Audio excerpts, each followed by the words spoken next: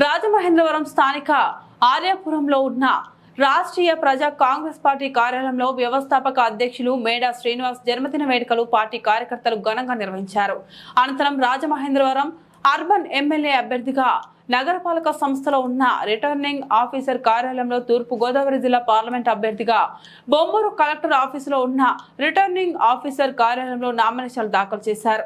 ఈ సందర్భంగా ఈ కార్యక్రమంలో అధిక సంఖ్యలో రాష్ట్రీయ ప్రజా కాంగ్రెస్ పార్టీ కార్యకర్తలు పాల్గొన్నారు.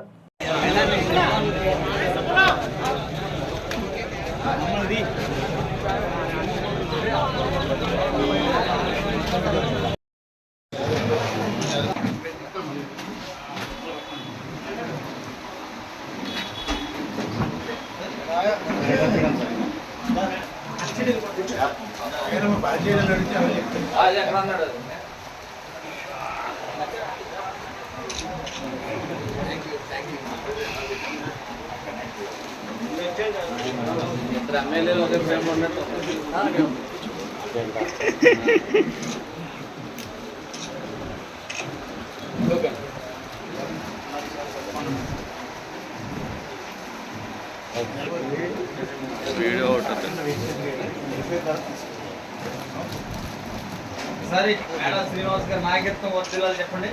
మేడా శ్రీనివాస్ నాయకత్వం వర్ధిల్లాలి.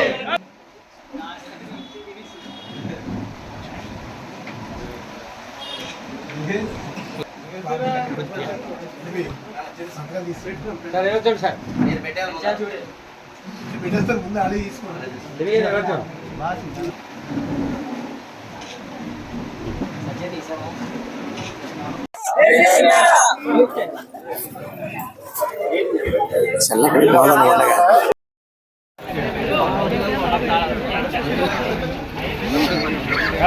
ఫోటో తీసారా?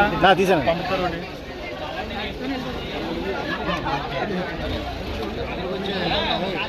పెట్టేసుకుంటే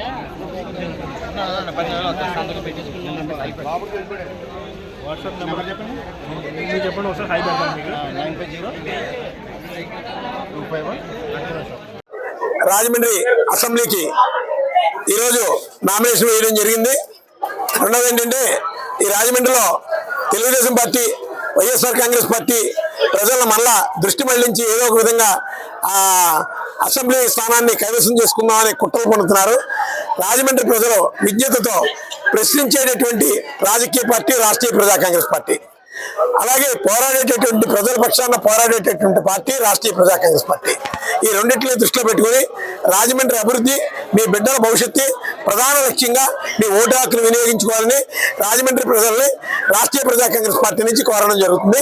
అందుకని ఇప్పటిదాకా నాయకత్వం వహించినటువంటి తెలుగుదేశం కానీ, అలాగే వైఎస్ఆర్ కాంగ్రెస్ పార్టీ కానీ ఈ రాజమండ్రి అభివృద్ధిని దోచుకున్నటువంటి ప్రతిదీ గుర్తుకు తెచ్చుకొని మీ యొక్క భవిష్యత్తు కోసం ఆలోచించుకుని ఓటు హక్కు వినియోగించుకోవాలని రాజమండ్రి ప్రజానీకానికి రాష్ట్రీయ ప్రజా కాంగ్రెస్ పార్టీ నుంచి విజ్ఞప్తి చేస్తున్నాం.